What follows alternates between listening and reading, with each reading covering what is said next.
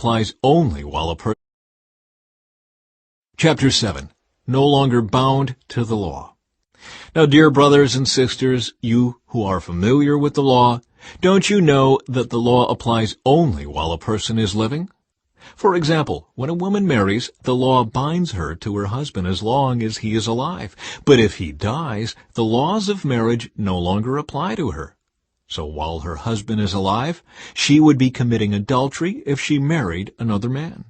But if her husband dies, she is free from that law and does not commit adultery when she remarries. So, my dear brothers and sisters, this is the point. You died to the power of the law when you died with Christ, and now you are united with the one who was raised from the dead. As a result, we can produce a harvest of good deeds for God. When we were controlled by our old nature, sinful desires were at work within us, and the law aroused these evil desires that produced a harvest of sinful deeds, resulting in death. But now we have been released from the law, for we died to it and are no longer captive to its power. Now we can serve God, not in the old way of obeying the letter of the law, but in the new way of living in the Spirit. God's law reveals our sin. Well then, am I suggesting that the law of God is sinful? Of course not. In fact, it was the law that showed me my sin. I would never have known that coveting is wrong if the law had not said, "You must not covet."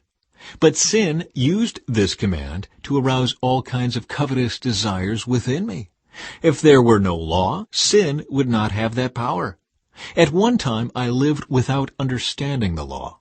But when I learned the command not to covet, for instance, the power of sin came to life, and I died. So I discovered that the law's commands, which were supposed to bring life, brought spiritual death instead. Sin took advantage of those commands and deceived me. It used the commands to kill me. But still, the law itself is holy, and its commands are holy and right and good. But how can that be? Did the law, which is good, cause my death? Of course not. Sin used what was good to bring about my condemnation to death. So we can see how terrible sin really is. It uses God's good commands for its own evil purposes. Struggling with sin. So the trouble is not with the law, for it is spiritual and good. The trouble is with me, for I am all too human, a slave to sin. I don't really understand myself, for I want to do what is right, but I don't do it. Instead, I do what I hate. But if I know that what I am doing is wrong, this shows that I agree that the law is good. So I am not the one doing wrong. It is sin living in me that does it.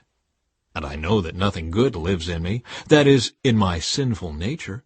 I want to do what is right, but I can't. I want to do what is good, but I don't. I don't want to do what is wrong, but I do it anyway. But if I do what I don't want to do, I am not really the one doing wrong. It is sin living in me that does it. I have discovered this principle of life, that when I want to do what is right, I inevitably do what is wrong.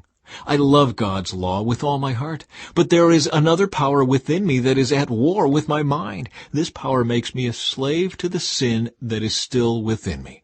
Oh, what a miserable person I am! Who will free me from this life that is dominated by sin and death? Thank God the answer is in Jesus Christ our Lord. So you see how it is.